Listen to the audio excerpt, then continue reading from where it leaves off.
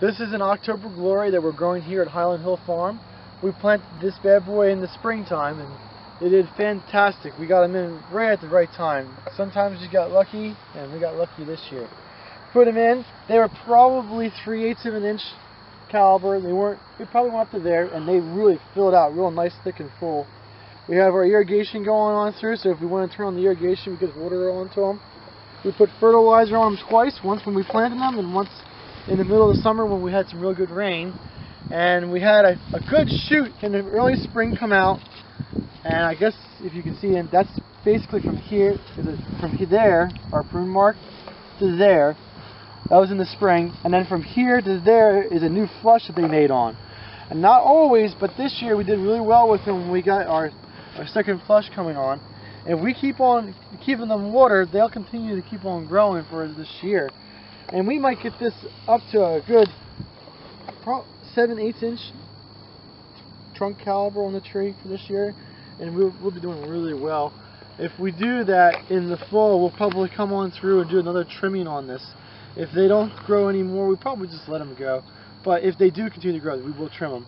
But we'll wait till the leaves fall off and we can see the branch structure a little better before we make our determination on when and how much we're actually going to cut off. Some of them we will have to do, and a good example, I saw them when I was driving down here, but if we see anything like this guy over here with this coming up on the bottom, we'll definitely have to trim that off. So what do you call that? Well, it's a water spout? That's not really. This is, these are grafted since they're October Glories, so this is coming from the rootstock, so I don't know what you would call that, but we do have to take this off. That's not good for the tree. And we just cut it off, the tree will be fine.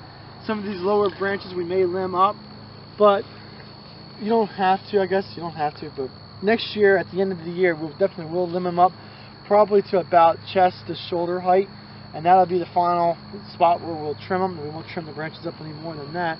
But if this continues to grow out, suppose that this branch right here grows out another 6 inches, then we'll come back and lop it back so it's not like real loose then. It makes it tighter if we do that.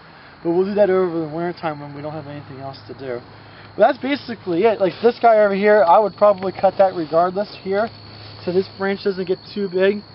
And when we go through and we actually limb it up to there, it won't be too big of an injury for it. So that will be cut, but not, the branch won't be cut, but this will be knocked back so it's not too big of a branching forming on it. You can see this guy over here is kind of the same thing where I'm worried of. It's a real heavy branch going into it, so we'll probably knock that back so this doesn't grow as thick and as full. And then when we do actually take it off, it won't be a big injury. It'll heal over or grow over, compartmentalize, or whatever you want to call it, without a problem. It won't be a mark on it. But I would think this is doing very well. Something like this tree here we'll have to work on a little bit. You can see there's no definite trunk to it at this point, so over the winter time we'll have to figure out how we're going to either cut some branches out or tape it back up so there's one that's definitely strong, but that's something we'll have to work on. That's another thing that's making a single trunk to the tree, and that's always nice to have. Other than that, they look like a really nice. How about this tree behind you? What are you going to do with that? Well, that one looks like one of the tapes broke off of it. That probably was from a windstorm. We had some windstorms come through here with no rain. So that'll get taped back up? Yeah, that'll be taped back up. That's something we have to do. There's one of them over there that the stake broke off. We'll have to put another stake in. But.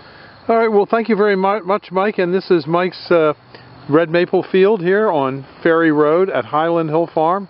And you can reach Michael at 267-446-2376. And he'll answer any questions you have. Or the best of my ability. All right, thank you very much, Mike. Thank you.